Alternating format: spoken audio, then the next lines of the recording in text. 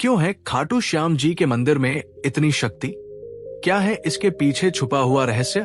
आज मैं आपको एक ऐसी कहानी सुनाने जा रहा हूं जो सिर्फ कहानी नहीं है, ये एक दिव्य सत्य है।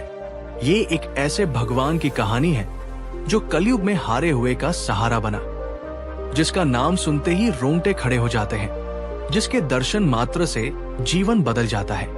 राजस्थान की धरती पर सीकर जिले में खाटू नामक एक छोटे से गांव में एक ऐसा मंदिर है जहां रोज लाखों लोग अपनी मुराद लेकर आते हैं। कोई रोता हुआ आता है, कोई हारा हुआ आता है, कोई टूटा हुआ आता है, लेकिन जो भी सच्चे दिल से आता है वो खाली हाथ नहीं जाता। लेकिन क्यों है इस मंदिर में इतनी शक्ति? क्या है वो रहस्य जो इस स्थान को दुनिया के सबसे चमत्कारिक धामों में से एक बनाता है? आइए मैं आपको वो कहानी सुनाता हूँ जो समय के पन्नों में दबी हुई है, वो कहानी जो आपकी आत्मा को छू जाएगी। नमस्कार प्यारे दर्शकों, आपका हार्दिक स्वागत करता हूँ। दोस्तों, आज हम एक नई कहानी और एक नया वीडियो लेकर आपकी सेवा में उपस्थित हुए हैं। आज की कथा अत्यंत ज्ञानवर्धक और प्रेरणादायक है। कथा शुरू करने से पहले आपसे एक विनम्र निवेदन है। शास्त्रों में कहा गया है कि अधूरी छोड़ी गई कथा दुख और पाप का कारण बनती है, इसलिए इसे अंत तक अवश्य सुने। और अगर आप अपनी माँ से सच्चा प्रेम करते हैं तो इस वीडियो को लाइक करें, हमारे चैनल को सब्सक्राइब करें और कमेंट में जय खाटू श्याम लिखकर अपना समर्थन दें। तो आइए बिना किसी विलंब के आरंभ करते हैं आज की प्रेरणादायक कथा। युगों पूर्व जब धर्म और अधर्म के बीच युद्ध की तैयारी हो रही थी, उस समय पांडुपुत्र भीम के पुत्र घटोत्कच के घर में एक अद्भुत बालक ने जन्म लिया। उसकी माता का नाम था मोरवी, जो अहिलावती के नाम से भी प्रसिद्ध थी। जन्म के समय ही आकाश में दिव्य प्रकाश फैला था, देवताओं के मृदंग बजे थे। ये बालक था बर्बरीक, एक ऐसा योद्धा जिसकी वीरता और शक्ति की गाथा आज भी कही जाती है। बर्बरीक के जन्म के साथ ही प्रकृति में अनेक चमत्कार हुए थे।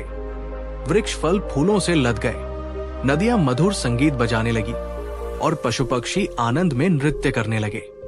ये सब इस बात का प्रमाण था कि कोई दिव्य आत्मा धरती पर अवतरित हुई है। बचपन से ही बर्बरीक में अद्भुत शक्तियां थी। जब वो मात्र 5 वर्ष का था, तब उसने एक हाथी को केवल अपनी मुट्ठी के बल पर रोक दिया था। 10 वर्ष की आयु में उसने एक दिन में 100 राक्षसों का वध कर दिया था। मां मोरवी ने अपने पुत्र को सिखाया था, हे पुत्र, जीवन में हमेशा याद रखना कि सबसे बड़ा धर्म है हारे हुए की सहायता करना। जो निर्बल है, जो असहाय है, जो संकट में है, उसके साथ खड़े होना ही सच्चा धर्म है। मां के इन शब्दों को बर्बरीक ने अपने हृदय की गहराई में बसा लिया था। वो जानता था कि उसकी शक्ति का उपयोग कमजोरों की रक्षा के लिए करना है। जब बर्बरीक 16 वर्ष का हुआ, तब उसने घोर तपस्या की। हिमालय की ऊंची चोटियों पर जहां सिवाय बर्फ के कुछ नहीं था, वहां उसने भगवान शिव की आराधना की। महीनों तक केवल हवा पीकर बिना भोजन के वो तपस्या में लीन रहा। भगवान शिव प्रसन्न हुए और उन्होंने बर्बरीक को 3 अद्भुत बाण प्रदान किए। ये बाण साधारण नहीं थे, ये दिव्य थे, चमत्कारी थे। पहला बाण ये शत्रु के सभी कमजोर स्थानों को चिन्हित करता था। जहां भी ये निशाना लगाता, वहां लाल रंग का चिन्ह बन जाता था। दूसरा बाण ये मित्रों और रक्षणीय व्यक्तियों को पहचानकर उन्हें चिन्हित करता था, उन पर नीले रंग का निशान बनता था। तीसरा बाण ये सबसे शक्तिशाली था। ये लाल निशान वाले सभी स्थानों को एक साथ भेद कर शत्रुओं का संहार करता था और नीले निशान वाले सभी को सुरक्षित कर देता था। माता मोरवी ने, जो स्वयं एक नाग कन्या थी, अपने पुत्र को एक दिव्य धनुष प्रदान किया। ये धनुष इतना शक्तिशाली था कि इसकी टंकार से ही शत्रु भयभीत हो जाते थे। इस धनुष का नाम था महाकाल दंड। इस धनुष की विशेषता ये थी कि ये कभी नहीं था। जो भी लक्ष्य बर्बरीक मन में सोचता, वो तुरंत उस तक पहुंच जाता था। चाहे शत्रु कहीं भी छुप जाए, चाहे वो किसी भी माया का सहारा ले, ये बाण उसे ढूंढकर मार गिराता था। जब महाभारत के युद्ध की घोषणा हुई तब बर्बरी के हृदय में भी युद्ध में भाग लेने की इच्छा जगी। उसने सोचा, ये तो धर्म और अधर्म का युद्ध है, मुझे इसमें अवश्य भाग लेना चाहिए। लेकिन प्रश्न था किस पक्ष में? बर्बरी के मन में कोई शंका नहीं थी। उसकी मां ने जो संस्कार दिए थे उसके अनुसार उसे हमेशा हारने वाले का साथ देना था। वो अपने नीले घोड़े पर सवार होकर कुरुक्षेत्र की ओर चल पड़ा। रास्ते में जो भी उसे मिलता वो पूछता, कुरुक्षेत्र में कौन जीत रहा है? सभी का एक ही उत्तर था, पांडव निर्बल है, कौरव शक्तिशाली है। ये सुनकर बर्बरीक का निर्णय और भी पक्का हो गया। वो पांडवों का साथ देगा। कुरुक्षेत्र के पास पहुंचकर बर्बरीक ने एक वट वृक्ष के नीचे विश्राम किया। वहां उसे एक युवा ब्राह्मण मिला जो अत्यंत सुंदर और तेजस्वी था। उसकी आंखों में अद्भुत गहराई थी, मुस्कान में दिव्य चमक थी। ये ब्राह्मण कोई और नहीं, स्वयं भगवान कृष्ण थे जो बर्बरी की परीक्षा लेने आए थे। वत्स, ब्राह्मण ने मधुर स्वर में कहा, तुम कहां जा रहे हो और ये 3 बाण लेकर क्या करोगे? क्या तुम्हें लगता है कि मात्र 3 बाणों से तुम युद्ध जीत सकते हो? बर्बरीक ने विनम्रता से उत्तर दिया, हे ब्राह्मण देव, ये कोई साधारण बाण नहीं है। एक बाण से मैं अपने शत्रुओं को चिन्हित कर सकता हूं, दूसरे से मित्रों को और तीसरे से सभी शत्रुओं का संहार। यदि आवश्यकता हो तो एक ही बाण से मैं सारी पृथ्वी को छलनी कर सकता हूं। ब्राह्मण ने मुस्कुराते हुए कहा, यह कैसे संभव है? वत्स, दिखाओ तो मुझे अपनी शक्ति। उन्होंने पास के एक विशाल पीपल वृक्ष की ओर इशारा किया और कहा, इस वृक्ष के सभी पत्तों को छेद दो, लेकिन ध्यान रहे एक भी पत्ता नष्ट नहीं होना चाहिए, केवल छेद होना चाहिए। बर्बरीक ने अपने पहले बाण को धनुष पर चढ़ाया। मन ही मन उसने संकल्प किया था, महादेव, इस वृक्ष के हर पत्ते के मध्य में छेद हो जाए। बाण छूटा और चमत्कार हो गया। वृक्ष के हजारों पत्तों में प्रत्येक के मध्य में एक सुंदर गोल छेद हो गया। पूरा वृक्ष मानो कलाकृति बन गया था। लेकिन ये चमत्कार यही नहीं रुका। ब्राह्मण के पैर के नीचे भी एक पीपल का पत्ता था जिसमें भी छेद हो गया था। बर्बरीक समझ गया कि ये कोई साधारण ब्राह्मण नहीं है। तभी ब्राह्मण का रूप बदलने लगा। उनके चारों ओर दिव्य प्रकाश फैल गया। उनके सिर पर मोरपंख का मुकुट दिखाई दिया। हाथ में सुदर्शन चक्र और मुरली। ये थे स्वयं भगवान कृष्ण। बर्बरीक तुरंत उनके चरणों में गिर पड़ा। हे जगन्नाथ, हे कृष्णा, आपने मुझ पर कृपा की, लेकिन मैं समझ नहीं पा रहा कि आप मुझसे क्या चाहते हैं। भगवान कृष्ण ने बर्बरी को उठाया और प्रेम से कहा, वत्स, मैं तुम्हारी शक्ति से प्रभावित हूं, लेकिन एक समस्या है। तुम्हारी शक्ति इतनी महान है कि यदि तुम युद्ध में भाग लोगे तो पूरा युद्ध असंतुलित हो जाएगा। भगवान कृष्ण ने समझाया, तुमने कहा था कि तुम हारने वाले का साथ दोगे, लेकिन सोचो, यदि तुम पांडवों के साथ मिलकर कौरवों को हरा दोगे तो फिर कौरव हारने वाले हो जाएंगे। तब तुम्हारा धर्म होगा कौरवों का साथ देना, और यदि तुम कौरवों का साथ दोगे तो पांडव हार जाएंगे। तब तुम्हें पांडवों का साथ देना होगा। इस तरह तुम अकेले ही पूरा युद्ध लड़ोगे और सभी महारथी केवल तमाशबीन बनकर रह जाएंगे। बर्बरी के मन में तूफान मच गया। उसने समझा कि भगवान सत्य कह रहे हैं। उसकी शक्ति वास्तव में इतनी प्रबल थी कि वो अकेले ही युद्ध का परिणाम बदल सकती थी। भगवान कृष्ण ने धीरे से कहा, वत्स, मैं तुमसे गुरु दक्षिणा मांगता हूं।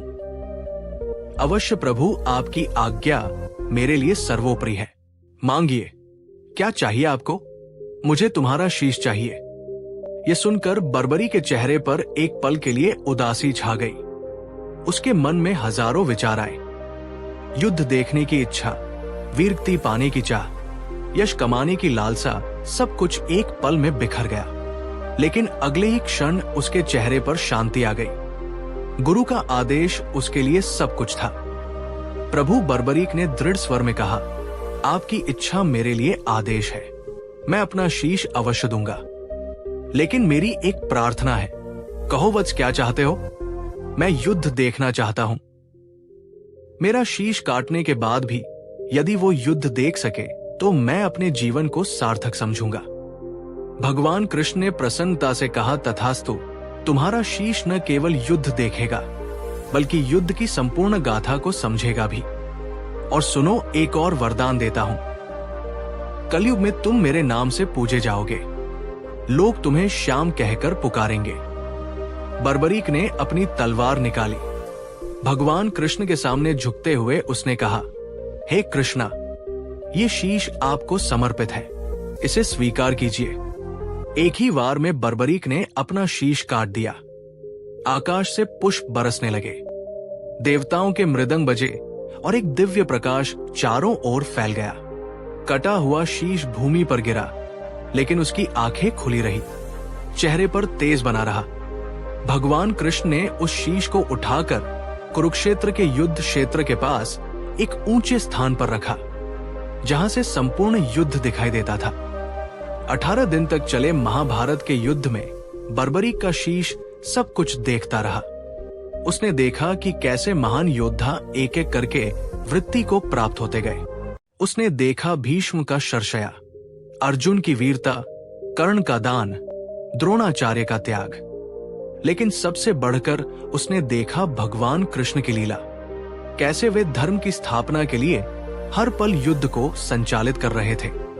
युद्ध समाप्त होने पर जब पांडवों में विवाद हुआ कि सबसे बड़ा योद्धा कौन था, तब भगवान कृष्ण ने बर्बरी के शीश से पूछा, तुमने पूरा युद्ध देखा है, बताओ सबसे महान योद्धा कौन था। बर्बरी के शीश ने उत्तर दिया, प्रभु, मैंने देखा कि युद्ध में केवल आपका सुदर्शन चक्र और द्रौपदी के बाल दिखाई दे रहे थे। चक्र शत्रुओं का संहार कर रहा था और द्रौपदी के बाल धर्म की रक्षा कर रहे थे। बाकी सभी योद्धा तो केवल निमित्त मात्र थे। ये सुनकर सबको समझ आया कि युद्ध का वास्तविक संचालक भगवान कृष्ण थे। युद्ध समाप्त होने के बाद बर्बरी का शीश रहस्यमय रूप से गायब हो गया। कहा जाता है कि वो आकाश मार्ग से उड़ता हुआ राजस्थान की दिशा में चला गया। सैकड़ों वर्ष बीत गए, कलयुग का प्रभाव बढ़ने लगा, धर्म की हानि होने लगी, अन्याय बढ़ने लगा, लोग दुखी होने लगे। तब भगवान कृष्ण के वरदान के अनुसार बर्बरी का समय आया कलयुग में अवतरित होने का। राजस्थान के रिंगस नामक स्थान पर एक धर्मात्मा ब्राह्मण रहता था। उसका नाम था ज्योतिष शास्त्री पंडित सोमदत्त। वो नित्य पूजा पाठ करता था, गरीबों की सेवा करता था। एक रात उसे स्वप्न आया। स्वप्न में एक दिव्य पुरुष दिखाई दिया जिसकी आभा अद्भुत थी। उसने कहा, मैं बर्बरीक हूं, महाभारत का योद्धा, कलयुग में मैं श्याम के नाम से पूजा जाऊंगा। तुम कल प्रातः काल नगर के बाहर पीपल वृक्ष के नीचे खुदाई करो, वहां तुम्हें एक दिव्य शीश मिलेगा। अगले दिन पंडित सोमदत्त ने अपने मित्रों के साथ उस स्थान पर खुदाई शुरू की। थोड़ी खुदाई के बाद ही मिट्टी से एक अद्भुत तेज निकलने लगा। जैसे जैसे खुदाई आगे बढ़ती गई, तेज और भी प्रखर होता गया। अंत में एक अद्भुत शीश मिला। ये शीश जीवंत लगता था। इसकी आंखें बंद थी, लेकिन चेहरे पर दिव्य शांति थी। शीश के चारों ओर प्रकाश फैला हुआ था। जैसे ही शीश को बाहर निकाला गया, आकाश में इंद्रधनुष दिखाई दिया। फूलों की वर्षा हुई और मधुर संगीत की आवाज आई। पंडित सोमदत्त ने शीश को एक पवित्र स्थान पर रखा। उसी रात उन्हें फिर स्वप्न आया। इस बार स्वप्न में भगवान कृष्ण दिखाई दिए। वज भगवान कृष्ण ने कहा, इस शीश को यहाँ से खाटू नाम के स्थान पर ले जाना है। वहां एक कुंड है जो मेरी दिव्य शक्ति से बना है। उसका नाम श्याम कुंड है। वही बर्बरी का स्थायी निवास होगा।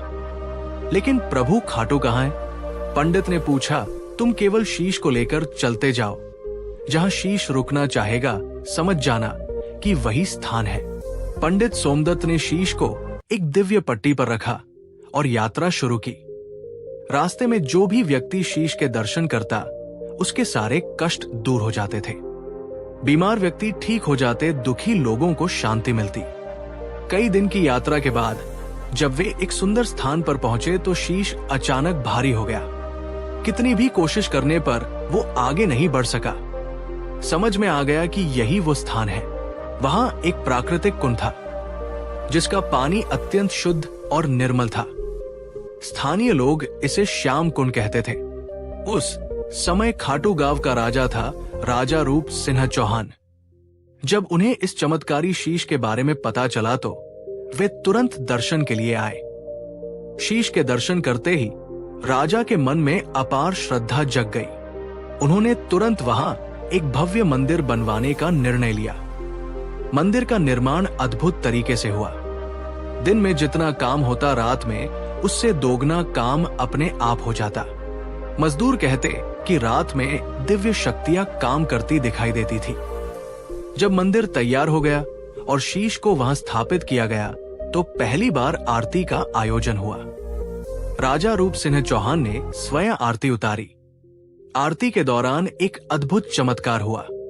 शीश की आंखें खुल गई और उन आंखों में इतना तेज था कि सभी लोग चकित रह गए। ऐसा लगता था जैसे कोई जीवंत व्यक्ति सामने बैठा हो। उसी दिन से ये परंपरा शुरू हुई कि श्याम बाबा नित्य अपने भक्तों के दर्शन देते हैं। उनकी आंखों में वही दया भाव है जो महाभारत के समय था। वही करुणा है जो हारे हुए के लिए थी। श्याम कुंड में एक विशेष रहस्य है। इसका पानी कभी कम नहीं होता, कभी ज्यादा नहीं होता। हजारों लोग रोज इसमें स्नान करते हैं, लेकिन पानी का स्तर वही रहता है। वैज्ञानिकों ने इसकी जांच की, लेकिन कोई भूमिगत जल स्रोत नहीं मिला। ये रहस्य आज भी बना हुआ है। कहा जाता है कि ये कुंड सीधे क्षीर सागर से जुड़ा है, जहां भगवान विष्णु विराजते हैं। इसीलिए इसका पानी कभी समाप्त नहीं होता। श्याम बाबा की मूर्ति के ठीक नीचे एक गुप्त कक्ष है।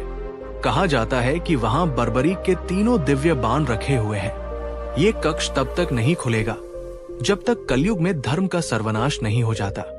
जब कलयुग के अंत में पाप अपने चरम पर पहुंचेगा, तब ये कक्ष खुलेगा और श्याम बाबा अपने दिव्य बाणों के साथ धर्म की स्थापना करेंगे। भविष्य पुराण में लिखा है कि कलयुग के अंत में एक नील घोड़े पर सवार होकर एक योद्धा आएगा जो धर्म की स्थापना करेगा।